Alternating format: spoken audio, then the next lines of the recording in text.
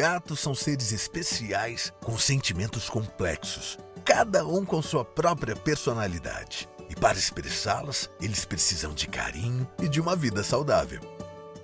Na linha evolutiva, estudos demonstram que os pets estão cada vez mais conectados com seus donos e por isso precisam de uma alimentação rica e balanceada.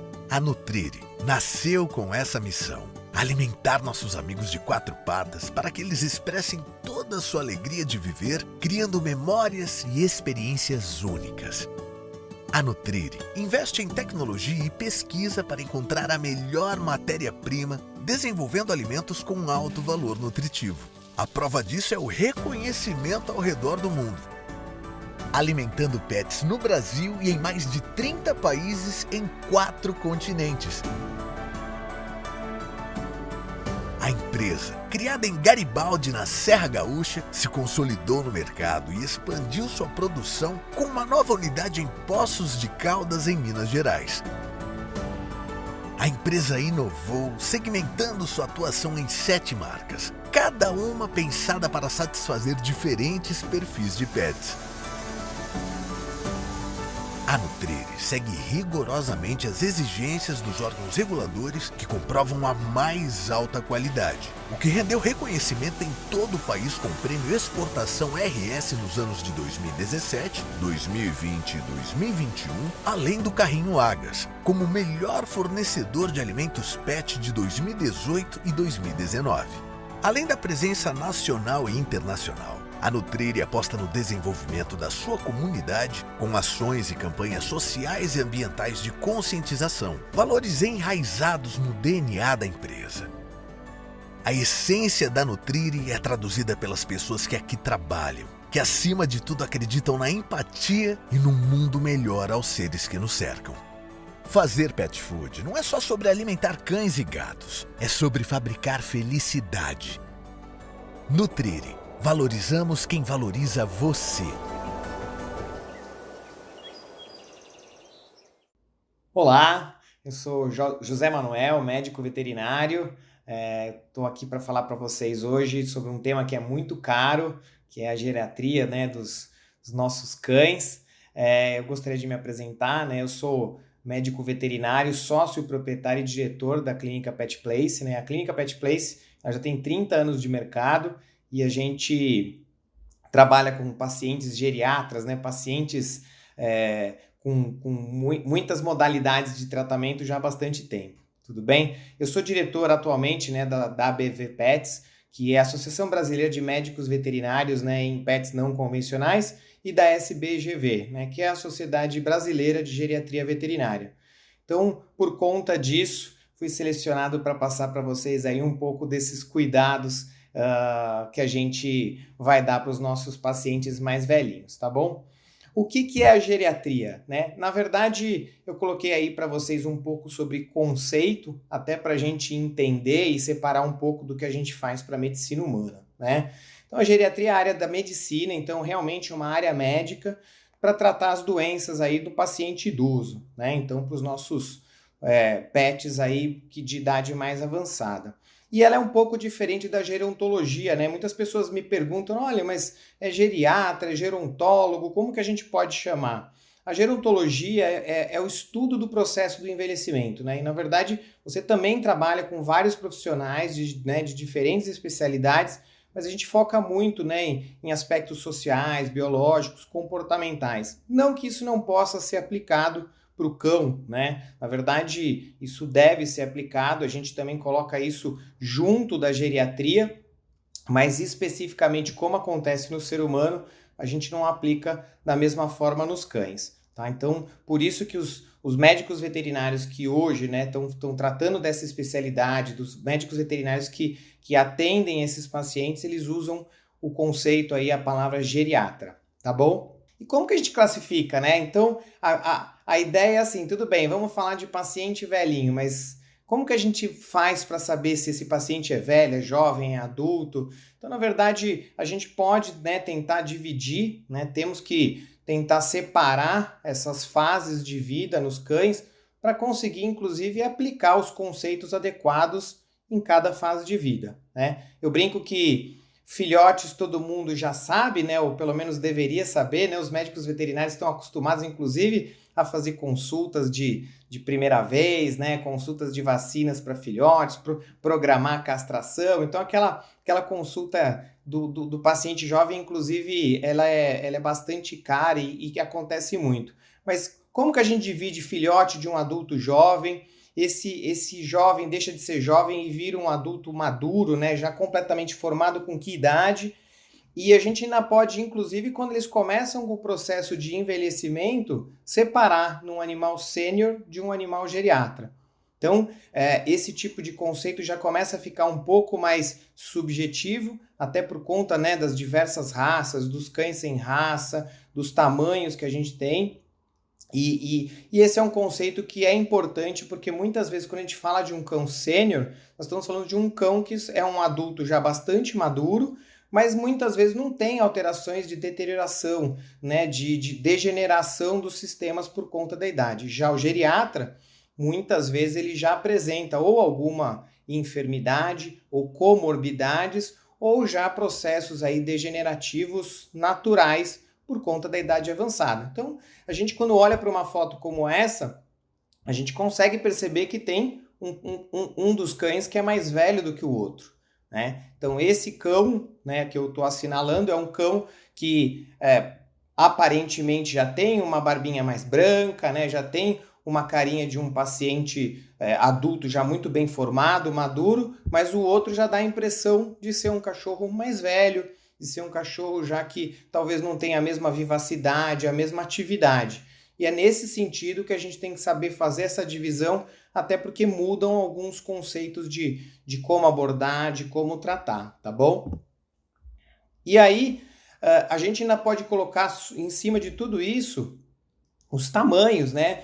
Para os médicos veterinários isso já é bastante natural, né? A gente entende que alguns cães de raça gigante vão viver menos, alguns cães de raças menores vão viver mais, e a gente tem que ter uma explicação para isso, porque a gente é muito questionado pelos responsáveis, né, pelos tutores. Isso não é uma regra, né? Na verdade tem várias tabelas, né, para a gente tentar avaliar a idade, né? Os responsáveis estão sempre questionando a gente sobre mas que idade seria que o meu cachorro tem se fosse em idade de anos humanos e tudo mais. E aí, obviamente, por conta das várias tabelas, a gente acaba tendo alguma pontuação de como classificar esses pacientes em cima de uma idade humana. Então eu coloquei aqui para vocês uma tabela que é da AKC, né, que é o American Kennel Club. Não é a correta e nem é a mais certa, mas na verdade serve como modelo, porque isso também não é uma conta matemática precisa, ok? Então, assim, vocês podem notar, obviamente aí o peso está em libras, mas a gente quase que pode dividir isso pela metade para transformar em quilos. Cães até 10 quilos, eles envelhecem de forma mais lenta do que os cães ali de mais de 50 quilos, que são os gigantes, né? E o que é interessante nessa tabela é que a gente percebe que, inclusive, quando a gente fala de filhote, né, ou jovem, a gente tem um envelhecimento, inclusive, mais lento das raças gigantes. Então eu brinco que é por isso que quando a gente atende um cão jovem, um cão filhote de uma raça gigante, ele parece mais filhotão, ele parece mais bobão por mais tempo. Vocês podem notar isso aqui até os 2 anos de idade, que é quando eles ficam realmente maduros. Então vejam que com 1 ano de idade, um cão de até 10 quilos, né, vai ter para aproximadamente 15 anos, se a gente fosse transformar para a idade humana, e um cão gigante, né, de mais de 50 quilos, a gente põe ele como 12 anos, um pré-adolescente, né? Aos 2 anos de idade, o cão pequeno, né, o cão miniatura já pode ser considerado completamente adulto, né, como os cães médios e os cães grandes, mas o cão gigante ainda é colocado como mais novo. E realmente, esses cães de raças muito gigantes, eles costumam ficar maduros a partir dos 2 anos de idade. Então, esse conceito ele é um pouco negligenciado, né? A gente acredita que no começo é tudo muito igual, mas vocês já podem perceber que tem uma diferença. E aí, quando a gente vai falar, então, do envelhecimento, a gente percebe também que existe uma grande diferença nos tamanhos, né? Então, se vocês olharem aí de novo o cão pequeno, né, com 7, 8 anos, ele é um adulto saudável, né, com seus 40, 50 anos, até os 10 anos de idade, esses animais eles seriam uma meia-idade, se a gente fosse transformar para anos, né, da vida humana. Em contrapartida, o cão gigante, a partir de 9, 10 anos de idade, ele já seria uma pessoa realmente senior ou geriatra. Vocês veem com mais de 70 anos se a gente fosse transformar para a idade humana, né? E a partir disso, o envelhecimento do gigante também é muito complicado, né? Então, por isso que quando a gente vai tratar de raças ou de tamanhos muito diferentes, a gente muda um pouco essa classificação e a gente tem que tratar de formas separadas, né? Então assim, mas um cachorro pequenininho de 10, 11 anos provavelmente é um cachorro muito saudável ainda. É um cachorro que provavelmente ainda não começou com doenças muito graves ou deterioração dos sistemas, né? E já um cão gigante de 10, 11 anos, vocês veem que muitas vezes eles já estão chegando próximo aí do final de vida, da fase final mesmo da geriatria, né? É muito difícil, apesar de não ser impossível, a gente ter cães aí com 13, 14 anos com eles são de raças gigantes. Eu já atendi alguns aí ao longo das minhas mais de 2 décadas de atendimento, mas o número é completamente diferente de cães de raça pequena. Hoje, a gente atende cães aí abaixo de 10 quilos que passam facilmente dos 15, 16 anos.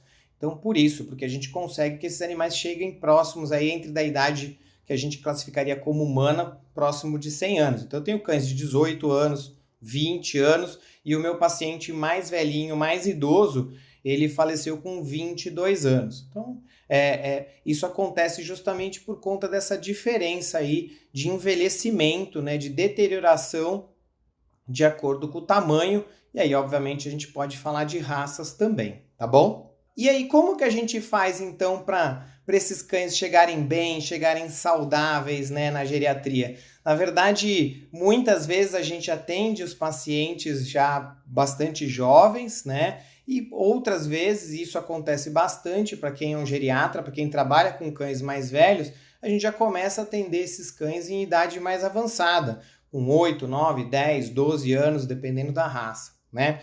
O fato é que essa medicina preventiva, seja ela começando desde das idades mais precoces até esses pacientes que a gente já recebe muitas vezes com alguma doença ou que já recebe numa fase mais avançada, ela precisa ser embasada em alguns pilares para a gente conseguir aí um tratamento mais efetivo, um cuidado mais efetivo. Então, assim, eu brinco que os 4 pilares primordiais para a gente tentar fazer com que essa medicina preventiva seja bem sucedida são uma dieta bem balanceada e um controle de peso, não importa a idade do paciente, uma dieta de qualidade, onde a gente oferece nutrição, onde a gente oferece um cuidado além da nutrição, sem dúvida nenhuma traz bastante benefício e faz com que esses pacientes vivam mais tempo, né? Existe aí alguns jargões, né, do que a gente é o que a gente come, isso se aplica obviamente para a medicina veterinária.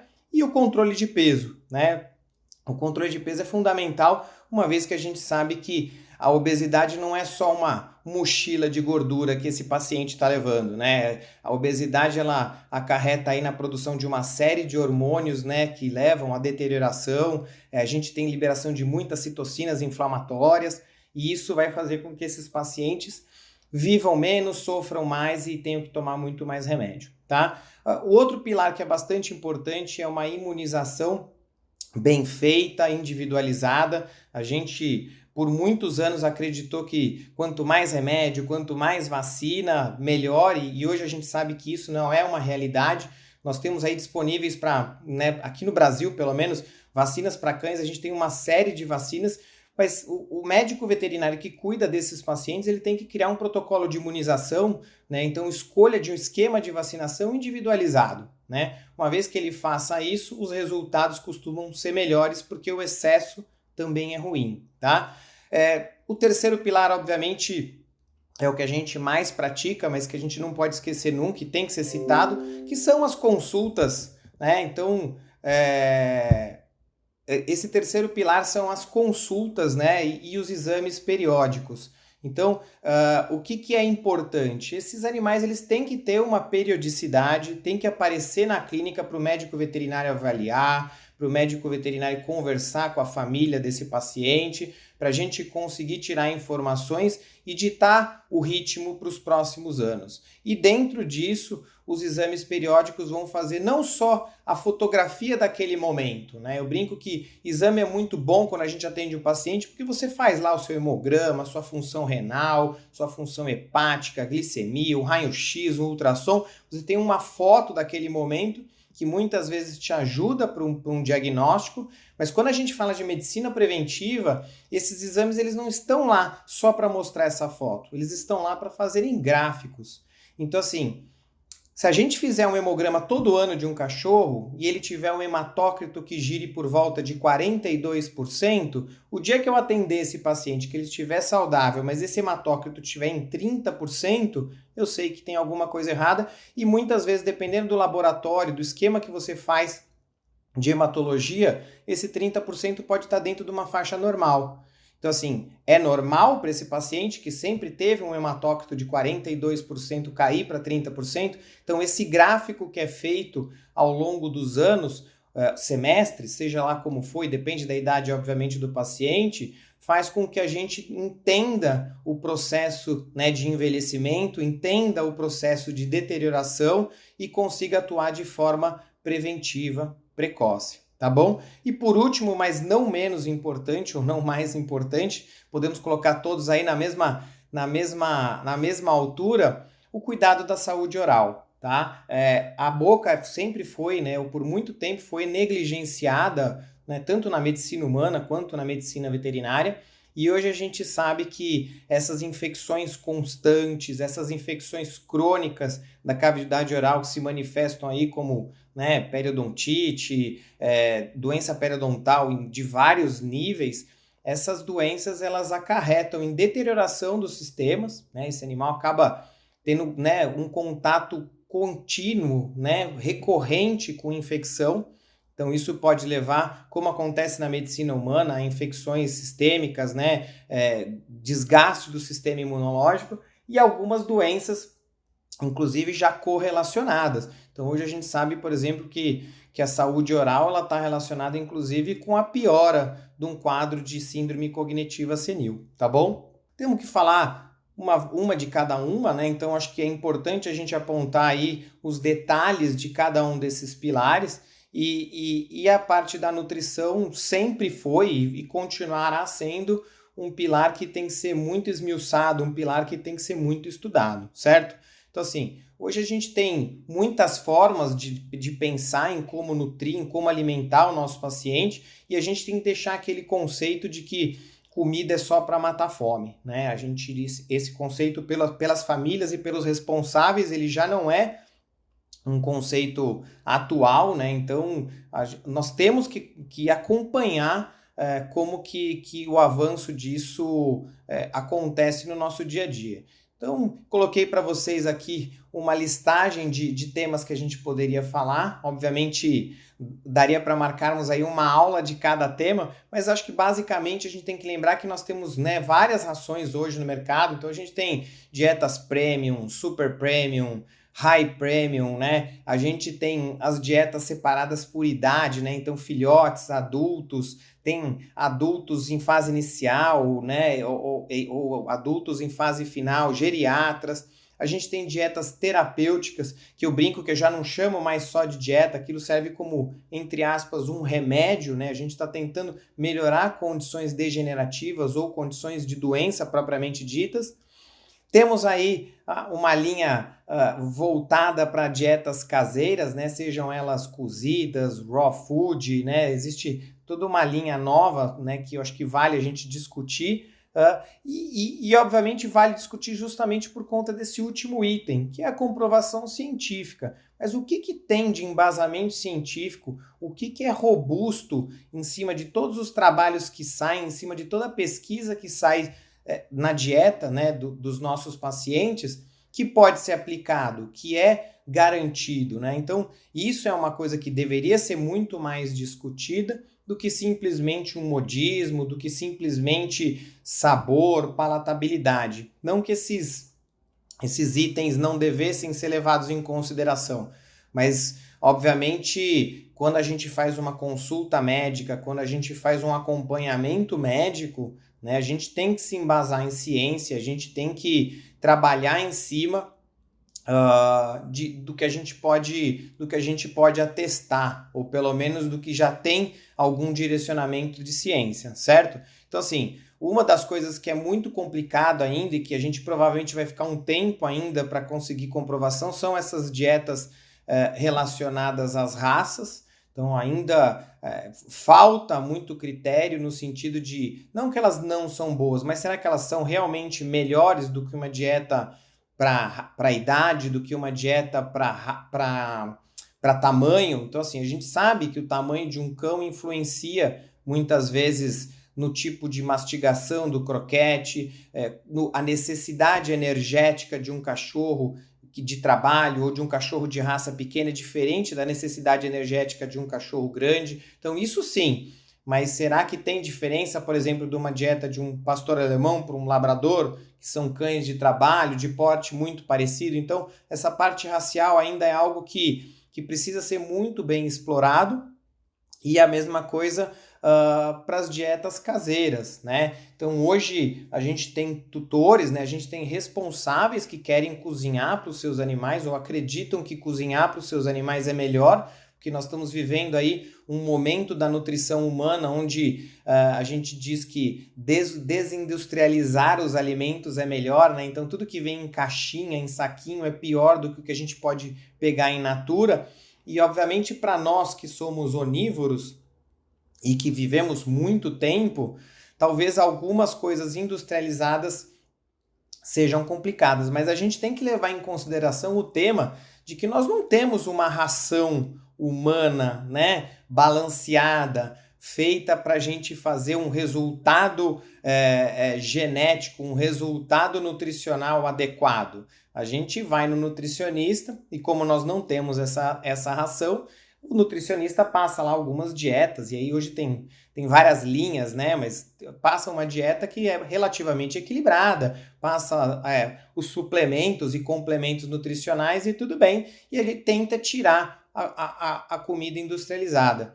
Mas não é disso que a gente está falando quando a gente fala de nutrição em cães e gatos, né? Especificamente em cães, veja, nós temos rações para filhote start, para filhotes jovens, para adultos, para cães seniores, temos rações para cães geriatras. Então, assim, são rações que a gente tem muita pesquisa, que a gente tem pessoas, veterinários, nutrólogos estudando para que aquilo traga benefício, para que aquilo prolongue a vida, para que aquilo não traga doença, né? E, obviamente, no processo de industrialização, a gente sempre tem alguma coisa que também não é perfeita, não existe um mundo perfeito, que sejam conservantes, palatabilizantes, o próprio processo, né, de ensacar, de lata, tudo isso precisa ser considerado, mas a gente não pode comparar com a alimentação humana. Essa eu acho que é uma das dicas importantes, uma vez que essas rações elas são feitas para fazer uma nutrição adequada, para fazer algo que traga benefício e longevidade para os nossos pacientes. Tá bom? E a dieta caseira, feita em casa, sem orientação, nunca, por mais que se usem produtos naturais, orgânicos, o que é altamente questionável, ela não vai ter esse nível de ciência, esse nível de pesquisa que é aplicado na ração. Ah, mas a gente tem dietas caseiras, cozidas, né, próprias para cachorro, boladas por um nutrólogo. Essas dietas compradas, né, elas também sofrem um processo de industrialização. Lembre-se que você tem aditivos de minerais, aditivos de vitaminas, né? De novo, não existe um mundo perfeito e eu acho que cada caso deve ser avaliado pelo geriatra para que a gente escolha o melhor tipo de nutrição, tá bom? Então, assim, basicamente, a gente separa aí as comidas em secas e úmidas, principalmente as industrializadas, e aí vocês têm muita categorização dessas dietas. Então, mais uma vez, premium, super premium, high premium, o que é isso? Na verdade, isso inclusive está relacionado com a visão do cliente final, né? Então, obviamente, pelo tutor, pelo responsável do cachorro.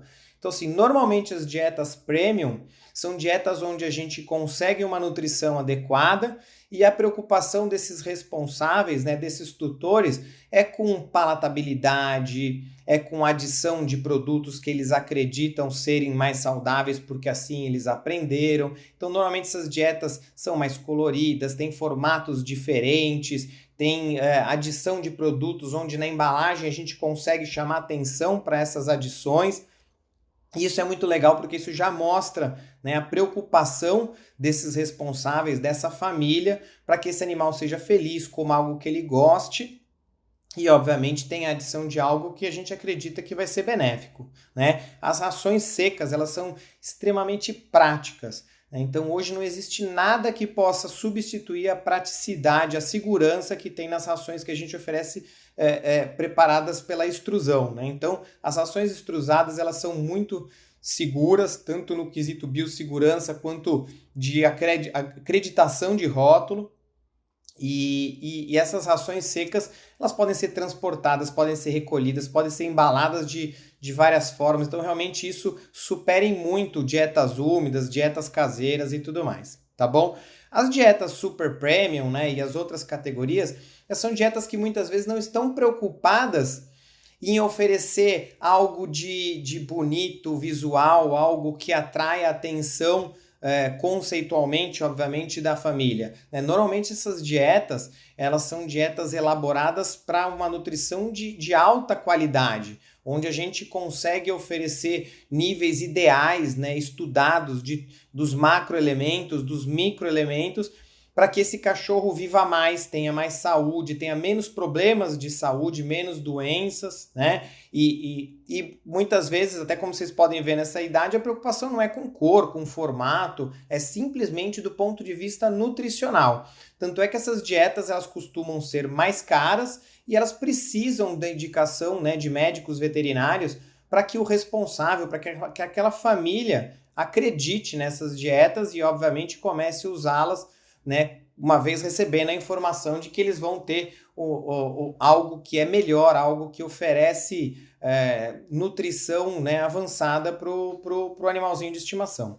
As rações úmidas, elas foram muito negligenciadas ou maltratadas pelos médicos veterinários nos últimos anos, né? Hoje a gente tem rações úmidas melhores, às vezes até que as rações extrusadas, porque o processo de produção é diferente. Então, para a gente fazer a ração extrusada, a gente precisa pôr mais carboidrato. Para os cães isso nem é tanto problema, mas para infelinos, sem dúvida nenhuma, atrapalha um pouco. E a dieta úmida, ela é feita de forma diferente. Então, você tem pedaços de carne, você pode oferecer outras coisas junto dessa ração.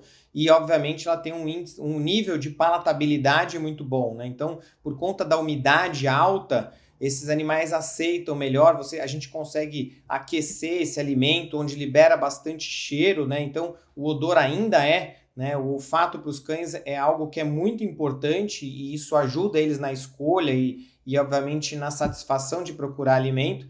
Então, a gente tem que lembrar que as rações úmidas, sejam elas embaladas em sachês ou em latas, elas são tão boas ou muitas vezes até melhores do que a ração extrusada e a gente pode ter a alimentação desses animais oferecida como de formas que sejam mistas, que é o que a gente chama de mix feeding, né? Então esses cachorros podem receber parte da dieta seca, né, então extrusada, e parte dessa dieta em lata sem nenhum tipo de prejuízo para a saúde. Inclusive, para algumas doenças, né, como doença renal, doença do trato urinário com formação de cálculo, a dieta úmida, como agrega água, faz com que esse animal ingira mais água e tenha benefícios em cima disso. Então, esse mix feeding, né, que pode ser oferecido da dieta úmida juntamente com a dieta seca, né, extrusada, ou de formas separadas. Então, em um momento você oferece uma dieta extrusada e outro momento você oferece a dieta úmida, ela tem diversos benefícios e deveria ser estimulada pelos médicos veterinários. Isso, inclusive, facilita, se a gente aplicar isso já desde muito cedo, acostumar esses animais com uma dieta um pouco mais polivalente e facilitando a troca quando ela é necessária. Já as outras dietas, né, a gente tem que pesquisar um pouco mais, estudar um pouco mais, e isso é muito mais complicado e a margem de erro é muito melhor. Então, basicamente falando de dieta cozida, uma vez que a gente prepara uma dieta, entrega uma dieta por escrito para uma família, né, para ela alimentar aquele cachorro, a gente tem que acreditar muito nessa família para que eles façam exatamente aquilo que foi prescrito, e precisa normalmente ser feito por um nutrólogo, não é qualquer veterinário que vai poder fazer uma dieta balanceada. Veja, a indústria, né, de ração tem anos de pesquisa, décadas, para fazer uma dieta balanceada. Não é um veterinário estudando, né, um pouco que vai conseguir fazer algo parecido, e mesmo que ele bolasse, né, um esquema aí de dieta cozida para ser feito em casa, ele ainda tem que adicionar, né, vitaminas, minerais, né, então cálcio. A dieta cozida, ela com 4, 5, 6, 8 ingredientes, ela ainda é pobre, a gente vai precisar colocar coisas aí, né, e suplementos, e isso nem muitas vezes não é fácil, né, então, e a gente tem a margem de erro do responsável, daquela família, porque entendam, ele vai cozinhar 40 gramas de frango, 60 gramas de ovo, não sei quantas gramas de legumes com arroz. E se sobrou lá 5 graminhas de frango, ele vai jogar fora? Numa cozinha industrial, não, porque você aproveita tudo que você tem que fazer, aquilo muitas toneladas por muito tempo. Agora, em casa, sobrou 5 graminhas de frango, em vez de ir para o lixo, põe lá no pote, divide, e você está mudando todo o balanceamento, não só de macronutrientes, mas de micronutrientes, tá? Quando a gente fala de dieta crua, né, a raw food, a mesma coisa, né? Todo esse balanceamento não é fácil, apesar de parecer muito mais natural, mas o primeiro questionamento que eu faço é, nós estamos usando produto orgânico, né? Será que tá bem limpo de agrotóxico, não tem nada que tenha nessa dieta que possa ser complicada? E mais ainda, a parte de biossegurança. Então, assim, nós vamos oferecer carne animal crua, a gente tem certeza da origem, isso tem serviço de inspeção federal sendo feito de forma adequada? Será que, né, a gente não pode estar colocando uma salmonela, alguma outra bactéria aí nessa dieta e matando o nosso paciente? Então, isso tem que ser feito com muito cuidado, existem técnicas para isso, né? Então, congelamento, descongelamento, a própria compra, escolha, mas não é fácil. Entendam que você tem que balancear isso e, né, cuidar da biossegurança, é muito complicado, né? E aí tem outras modalidades como desidratada, liofilizada. Gente, não existe algo que seja perfeito, né? E a gente tem que tomar muito cuidado com o modismo, porque, de verdade, nos últimos anos a gente já viu uma loucura na nutrição humana, e isso está acontecendo também na nutrição de cães, porque ora pode, ora não pode, é bom, é ruim. E eu acho que o médico veterinário ele tem que fazer parte desse processo, ele tem que estar apto para orientar essas famílias em como alimentar esses cães, tá? Então, é fundamental que se cuide disso, justamente para a gente não correr riscos aí e acabar desnutrindo o nosso paciente. Então, entendam que esse pilar da nutrição ele é muito mais complicado do que dar comida caseira ou dar ração. A gente tem que fazer parte do processo de escolha e a gente tem que estudar muito, porque muitas vezes de paciente para paciente isso muda, tá bom? Bom, nem se fala então da suplementação, né? Então, nessas dietas, a gente pode suplementar, né? Nas dietas extrusadas a gente pode suplementar, mas muitas vezes, e hoje nós estamos falando do paciente geriatra, as dietas próprias para cães idosos, então seja sênior, seja como for chamada essa ração, ela já vem com alguns aditivos, já vem com uma suplementação necessária. E aí não tem como eu não falar da família dos ômegas, né? Obviamente, o que a gente tem de comprovação científica de benefício são os ômegas 3, principalmente o EPA e o DHA, né? Todos os outros ômegas 3, eles não têm a mesma comprovação que a gente já tem, né? De forma robusta. Então, a gente tem, né, mesmo no ômega 6, o CLA, o GLA, que tem alguma comprovação, no ômega 9 também, mas o EPA e o DHA, eles adicionados, seja na dieta do filhote até do senior, do geriatra, eles trazem muitos benefícios e a gente tem que entender que isso muitas vezes já tem na ração, a gente muitas vezes já tem a adição disso, a gente só precisa entender quanto para saber se está dentro daquilo que a gente procuraria, É por isso que essa conversa do médico veterinário com a própria fábrica, né, com os representantes técnicos, ela tem que ser uma conversa muito prática e próxima, né? E, obviamente, também, quando a gente fala dos geriatras, da condroitina e da glucosamina, né? Não existe um paciente geriatra que não tenha aí algum problema ortopédico, né, alguma deterioração de disco intervertebral, uma artrosezinha, e aí muitas dessas dietas, e isso é muito importante, elas fazem, né, suplementação desses aminoglicanos, né, da condroitina. Isso traz aí já desde a medicina humana até a medicina veterinária uma comprovação robusta, primeiro com a preocupação, né, de cuidado desse paciente. Então, a preocupação com o cuidado desse paciente, ela existe por conta dessa suplementação, e a gente vê os benefícios a médio, longo prazo por conta disso, tá bom? Não tem como a gente falar de nutrição sem, né, pelo menos não pincelar a parte de controle de peso. Já disse para vocês que é fundamental que a gente não tenha nem animais caquéticos, desnutridos, mas muito menos animais obesos. Mais uma vez, o excesso de gordura traz um prejuízo enorme, né, para esses pacientes. Então, assim, o score de peso ele precisa ser muito bem entendido, né? É comum, a gente também tem várias tabelas hoje colocando o score para esses animais, desde o muito magro até o obeso. A gente tem escalas de 1 a 9, de 1 a 5, como essa que vocês estão vendo. O fato é que nessa de 1 a 5 o ideal é o 3, fica fácil. E aí a gente tem todo aquele entendimento, né, de palpação para sentir as costelas, aquele entendimento de silhueta, onde a gente olha o cachorro por cima e vê uma cintura, a gente olha o cachorro de lado e vê uma cintura, né? Então, esse conceito ele é muito, né, difundido e os médicos veterinários já estão acostumados. Mas ele funciona para cães de todas as raças? Ele é igual? Então, nós temos aí cães de caça de lebre, né, os lebréis, como o Whippet, como o lebrel italiano, né? A gente tem cães muito brevilíneos, né, como o Pug, ou mesmo os Dachshunds, né, os Teckels. Será que a gente, quando palpa esses cachorros, a gente observa esses cachorros, a gente sente tudo da mesma forma, o tipo de pele, o tipo de pelo? Isso atrapalha um pouco. Então, de raça a raça, de animal a animal, isso precisa ser avaliado de forma individual. Isso é treinamento, é experiência, né? Esse delta T aí, esse tempo, né? Essa curva de aprendizado, ela não é longa, mas a gente tem que treinar bastante para ser assertivo, tá?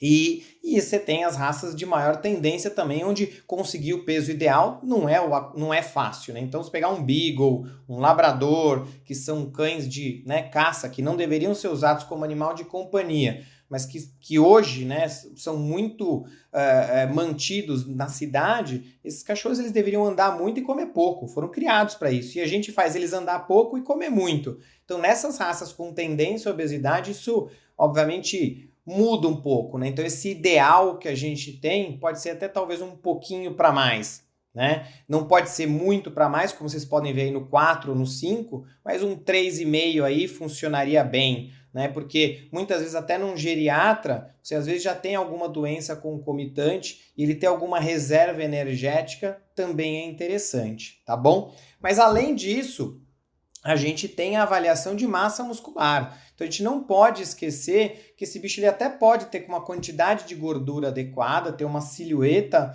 próxima do que a gente considera normal, mas ele tem a quantidade de massa muscular. Então vejam, num paciente idoso, num paciente geriatra, a sarcopenia, então a perda natural de massa muscular, ela acontece. Nada que a gente vá fazer vai poder impedir. Mas isso é uma sarcopenia natural da idade, e aí a gente tem que entrar naquele conceito de raça, de tamanho, né, de tempo de vida, ou isso já é uma caquexia por alguma doença. Então essas doenças do geriatra, sejam elas endócrinas, cardiológicas, do aparelho renal, né, então dos rins, essas doenças podem levar à perda de massa muscular e obviamente a gente precisa avaliar. Então aqui tem uma escala também relativamente fácil, né, onde a gente faz pelo toque. Eu brinco que eu gosto de usar aquela musculatura, né, temporal, mastigatória, porque ali você consegue avaliar com pouca massa muscular, pouca massa de gordura, o quanto que tem de músculo, mas muitas vezes segurar uma coxa, um braço, né? Então o bíceps braquial aí desses cães, a coxa onde tem o quadríceps, na hora que você pega, você consegue avaliar o quanto tem de músculo e em cima disso ver se há perda. Então, nessas consultas periódicas do geriatra, a gente precisa inclusive avaliar a massa muscular. Então não é só pesar o cachorro, eu estou pesando esse cachorro todo ano, ele tem lá 10 quilos. Mas será que ele tem 10 quilos e ele converteu em gordura e perdeu músculo? Ou o contrário, ou não, ele está estável. Então, a gente precisa desse conceito, e isso também muda para as raças e para os tipos físicos, mas a gente precisa desse conceito para poder, inclusive, ajustar a parte de nutrição. Então, assim, nós vamos ter que dar uma dieta com mais gordura, mais proteína, já troca de adulto para senior. Então, assim, é muito importante que a gente faça essas avaliações periódicas justamente por conta disso, tá bom? Bom, o outro pilar que a gente já tinha comentado é a parte da imunização. Na verdade, esse é um tema que ainda é bastante controverso e gera muita discussão, né? Nós temos guidelines aí internacionais, guidelines por continentes, né? O fato é que, assim, o que a gente precisa? A gente precisa de uma condição boa para que essa aplicação de vacina ela traga um bom resultado. Então, assim, por isso que esses animais têm que passar em consulta. É fundamental que eles estejam saudáveis para que o sistema imunológico responda a esse estímulo e gere anticorpos protetivos, ok? Então esses animais precisam ser avaliados, precisam passar por consultas veterinárias e precisam fazer exames. A gente costuma fazer assim, né? O bicho vem para vacinar, a gente cobra lá aquela vacina com consulta, depois pede o exame. O ideal era que eles fizessem os exames antes da vacina, para eu saber se esse animal está realmente saudável. Será que esse cachorro ele não é hipertenso? Será que esse cachorro já não está com alguma deterioração de túbulo, né, ou de glomérulo no rim? Não sei. A gente precisa ter exame para isso. Muitas vezes a condição clínica está normal ainda, esse animal está na luta para manter tudo em ordem, mas ele já começou com algum processo de doença e a resposta do sistema imune não é a mesma, né? A gente tem vários tipos de vacina, né? Então, vacinas monovalentes, polivalentes, vacinas com vírus atenuados, vacina com vírus morto. Então, tudo isso tem que ser escolhido pelo médico veterinário para que traga boas respostas, para que minimize, né, efeitos adversos ou algum perigo, né? E esses intervalos, né, e quantidades de vacina têm que ser escolhidos de forma individual. Então, assim, se tem um cachorro de raça miniatura que mora na cobertura de um apartamento que não sai de lá nem para vacina, o veterinário vai lá e vacina ele em casa, ele não vai para o parque, não vai para a rua. Será que esse cachorro precisa de uma V8, V10, raiva, giardia, tosse, leishmania, leptospira? Será? Né? Será que esse animal tem condição clínica que também justifique, né? Se ele for um animal que já tem alguma doença imunomediada autoimune, ou se ele for alérgico, será que esse tanto de vacina é bom? Então isso tem que ser avaliado para a gente escolher um protocolo com intervalos adequados, tá bom? E no geriatra é diferente. Então, assim, muitas vezes esse paciente que viveu muito em parque, brincava muito com outros cachorros, ele já tem alguma condição que não permite que ele tenha mais esse estilo de vida. E será que ele precisa tomar todas essas vacinas? Será que no geriatra ele precisa tomar a vacina de leptospira se ele mora em apartamento e não vai mais para o parque? Será que ele tem que tomar a vacina de giardia, que é uma vacina que não tem um efeito protetivo, né? O animal pode pegar mesmo assim giardia, ele só vai diminuir a eliminação de cistos nas fezes se ele vive sozinho em apartamento. Então, assim, essa imunização ela precisa ser escolhida de forma que seja racional. E lembrem-se, quanto menos vacina, melhor, contanto que a gente avalie os riscos, e essa avaliação ela é bilateral, né? A gente conversa com os responsáveis, a gente conversa com a família desse cachorro e fala, olha, e aí, gente, podemos tirar essa vacina, vocês vão continuar com esse estilo de vida, vocês não vão expor esse paciente ao risco. E isso gera muita confusão por conta disso, né? Porque muitas vezes você tem isso por escrito, ou você faz até um documento, né? Onde os tutores assinam, mas não necessariamente eles vão cumprir aquilo que foi combinado, né? Mas a gente tem que pensar de forma racional e ver se realmente esse monte de vacina traz algum benefício, principalmente no geriatra, que muitas vezes já tem uma condição que precisa ser avaliada produto a produto que vai ser administrado, tá bom? Bom, essas consultas e exames, então, também tem que ter uma periodicidade, né? Eu brinco que não é assim, não vai só para vacina, não vai só para fazer um check-up quando tem que limpar dente, né? Na verdade, assim, a gente precisa programar, né? Então, em animais mais jovens, às vezes as visitas são anuais, mas em geriatras as visitas têm que ser com maior periodicidade. Eu brinco que em cães, muitas vezes 2 vezes por ano, às vezes ainda é pouco. Obviamente isso está relacionado, inclusive, com a questão financeira, mas quanto mais você puder ver esse paciente geriatra, quanto mais exames ele puder fazer, melhor. Então eu brinco que pelo menos 2 vezes ao ano eu tento separar as vacinas para que esses animais venham para as vacinas também 2 vezes ao ano, e muitas vezes em uma dessas visitas ou até nas 2, dependendo da idade que tiver, se for uma idade muito avançada, de 6 em 6 meses, esses animais fazem uma batelada de exames. Ah, mas o que são esses exames de check-up? Gente, são muitos, né? Então eu começo com um grupo de exames em animais adultos, né? Jovens adultos, vamos fazendo isso anualmente, mas na hora que esse animal passa de sênior para geriatria, então idade avançada, esses exames eles se multiplicam e eles acontecem de 6 em 6 meses. Então, assim, não é fácil e não é barato ter um paciente idoso, mas eles já passaram boa parte da vida com essas famílias, já criaram um vínculo, já trouxeram muitos benefícios e essas famílias elas estão sempre dispostas a cuidar bem e a fazer o que é necessário, tá bom? Então, as particularidades de normalidade e senilidade também precisam ser avaliadas, né? Então, será que o paciente com hematócrito um pouquinho mais baixo é porque ele é mais velhinho, ou será que ele está doente? Né? A mesma coisa a condição de raio-x, de ultrassom, né? Então, será que quando a gente faz um ultrassom e a gente vê um pâncreas lá com uma ecogenicidade maior, um fígado com uma ecogenicidade maior, um rim, né, com alteração córtico-medular, isso já é da geriatria, né, senilidade, ou isso já é o início de doença? Então, esses questionamentos, eles são melhores respondidos quando a gente tem uma curva, né? Já falamos disso. Uma foto daquele momento traz alguma informação, mas quando eu tenho um gráfico de vários momentos, a gente tem um resultado clínico, né, um resultado de diagnóstico infinitamente melhor e mais precoce, tá bom? Bom, e por último, para a gente falar desses pilares, obviamente o cuidado da saúde oral, né? Eu acho que não é o objetivo de hoje falarmos, né, sobre tratamento periodontal e cuidado de saúde oral, mas lembrem-se, né, uma boca saudável vai trazer aí mais longevidade com mais saúde, né? A gente tem um gasto que tem que ser embutido nesses gastos aí anuais, a gente precisa que esses animais façam profilaxias orais. Se eles não fazem, a gente faz o tratamento periodontal por vários motivos. Primeiro, pela infecção crônica, que vai deteriorar o organismo. Segundo, por dor, né? Porque esses animais têm dor, não tem como vocês verem uma cavidade oral como essa da imagem e achar que esse paciente não tem dor. No mínimo, essa gengivite está incomodando, né? E nem é por esse motivo que os tutores procuram, né, os tratamentos periodontais. Muitas vezes é porque está com halitose, muitas vezes é porque perdeu um dente, e a gente não pode deixar que isso aconteça. Faz parte do cuidado desde o animal adulto, mas principalmente na geriatria, que a gente não deixa essas cavidades orais nessa condição, tá bom? E hoje, mais uma vez, a gente já tem comprovação científica de que isso traz deterioração até na doença cognitiva senil. Tá? Então, animais com doença periodontal grave, eles pioram mais rapidamente da demência senil, né, da síndrome cognitiva senil, do que animais com a cavidade oral saudável. Vejam a importância de manter essas boquinhas limpas, ok?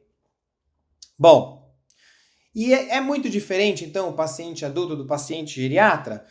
Gente, atividade cognitiva com certeza nas fases finais de vida muda, diminui. Então, será que é uma síndrome cognitiva senil ou é porque esse paciente já é mais velhinho? Será que esse paciente tem menos massa muscular e ele já é menos ativo? Será que ele não tem alguma doença, né? Então, seja cardiológica, renal, endócrina, que faz com que ele seja menos ativo? A metabolização de drogas não é a mesma e a nutrição, como nós acabamos de ver, não é a mesma. Então, assim, o paciente adulto não pode ser tratado como um paciente geriatra. O paciente geriatra precisa de mais cuidados e a gente tem que avaliar todos esses itens para que a gente possa, de forma precoce, tratar ou mesmo de forma avançada depois fazer a manutenção. Existem algumas doenças que são curáveis e existem algumas doenças que precisam ser mantidas controladas.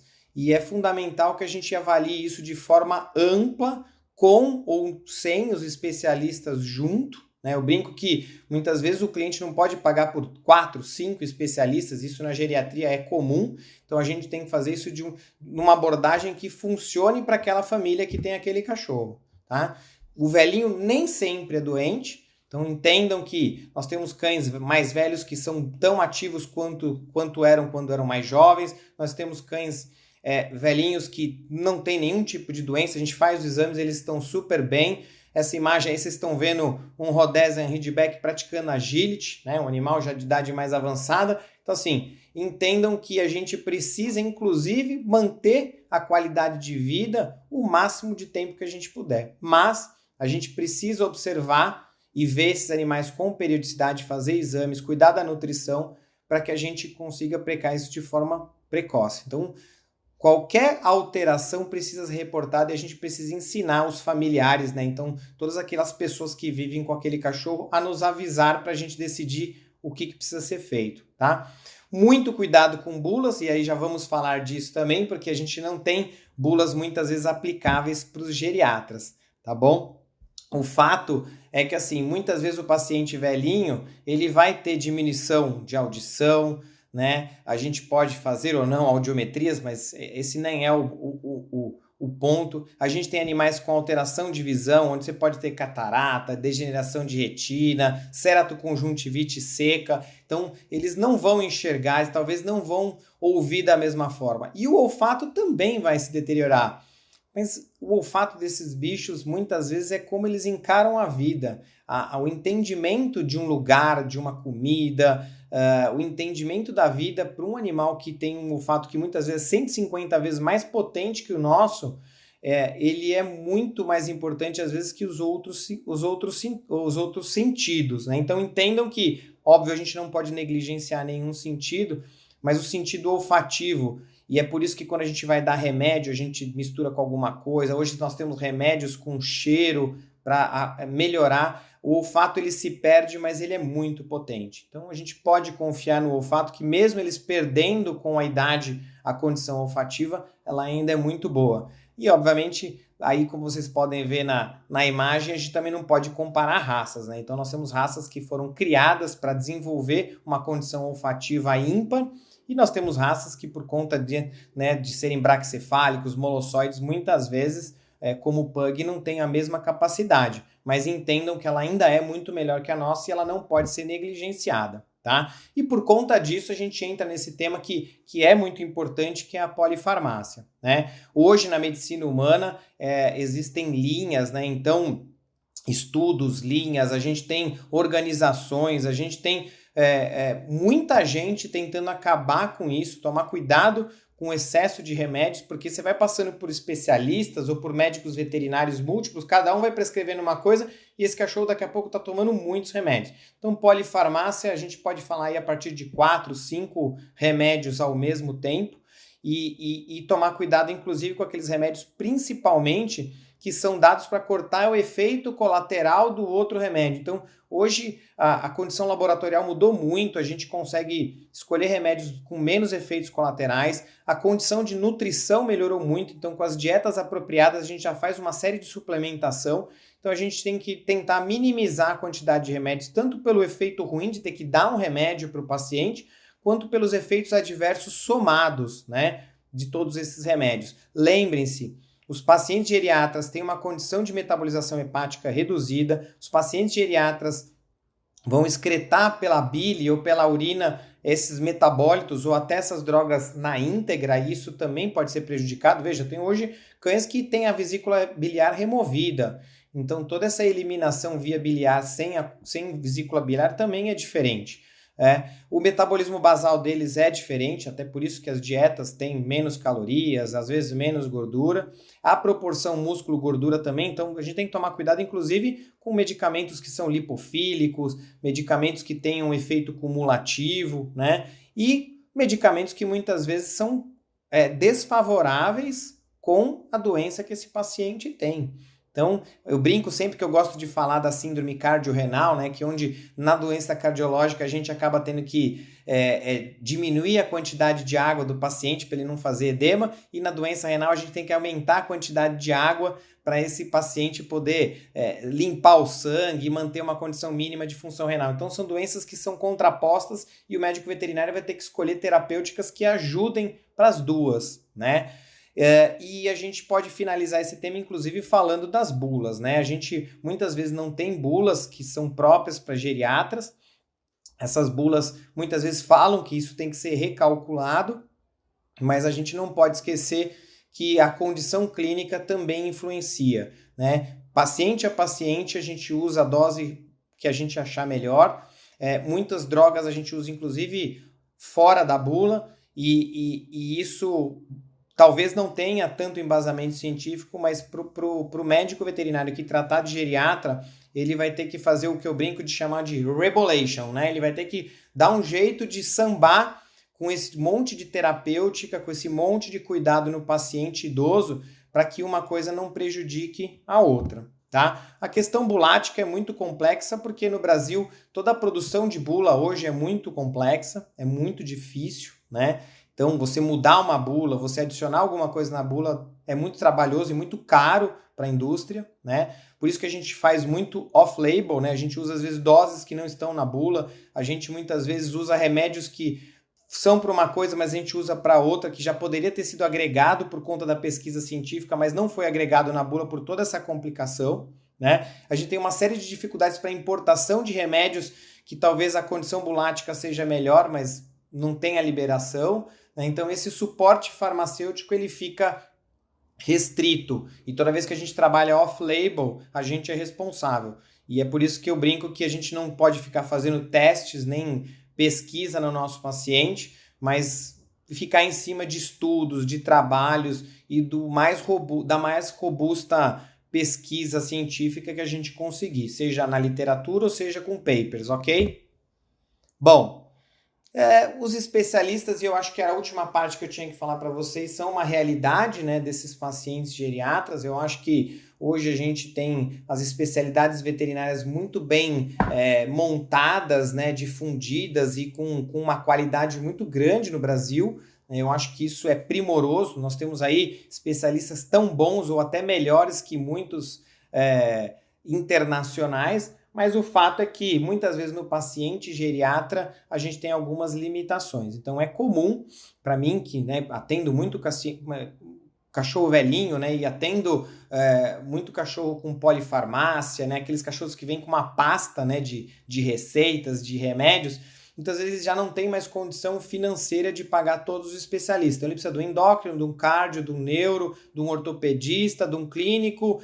Não dá para pagar tudo isso. E aí o geriatra ele tem que também sambar em cima disso aí e tentar fazer um controle, um balanceamento de todas essas especialidades e, obviamente, quando a especialidade for muito necessária, fazer uma boa indicação. Então não é porque tem uma coisinha na pele que a gente vai mandar para o dermato, ou porque esse cachorro está muito obeso, a gente vai mandar para o endócrino. A gente pode tentar, nesse paciente geriatra, fazer um controle clínico bom, mas na medida que a gente tem alguma doença que necessite do especialista, ele precisa ser encaminhado, certo? Então, tomar cuidado com os custos, mas infelizmente no geriatra eles são sempre mais altos, né? E a busca do especialista é justamente para a gente manter qualidade de vida e longevidade, que, de novo, está dentro da especialidade da geriatria. Então, seja na cardiologia, né, onde a gente hoje tem muitos pacientes de raça pequena incluídos, né, principalmente na endocardiose. Então, é uma realidade clínica muito, muito grande. Difícil ter um paciente geriatra que não tenha aí uma insuficiência valvar de qualquer nível, como de outras especialidades como a oncologia. Mais uma vez, no paciente mais velho, a oncologia ela é sempre presente, né? E eu brinco que eu não gosto de chamar de tumor de benigno, de maligno, né? A gente tem que falar de maior ou menor agressividade, tá? Então, quanto mais agressivo o tumor, mais ele pode espalhar, mais ele pode ter uma condição de metástase ou de síndrome, né, que complique a expectativa de vida e a qualidade de vida. A gente acaba sempre se deparando com o tema aí de cirurgia, de quimioterapia, e alguns tumores podem ser resolvidos com cirurgia, outros precisam de quimioterapia, e a gente hoje já tem, inclusive, radioterapia, né, eletroquimioterapia. Nós temos outras modalidades de tratamento que fazem com que esses pacientes vivam mais e com mais qualidade de vida. Lembrar que as comorbidades elas são complexas, mas a gente tem que ir tentando tirar coisas da frente. Toda vez que a gente resolve um problema, é um problema a menos para deteriorar esse paciente, é um problema a menos para aquele tutor e para o médico veterinário terem que ficar cuidando à frente, tá? Não tem como a gente não falar de mobilidade e dor, né? Já falamos disso mais uma vez, né, na parte de nutrição, mas o paciente idoso ele tem artrose, ele tem uma condição de mobilidade reduzida, né? Alguns desses casos podem ser cirúrgicos, mas muitas vezes esse paciente geriatra ele acaba tendo uma abordagem de forma muito mais ampla, né? Então hoje nós temos analgésicos, anti-inflamatórios corticoides para diminuir a inflamação, e isso precisa ser muito bem titulado mais uma vez por conta da condição desse geriatra.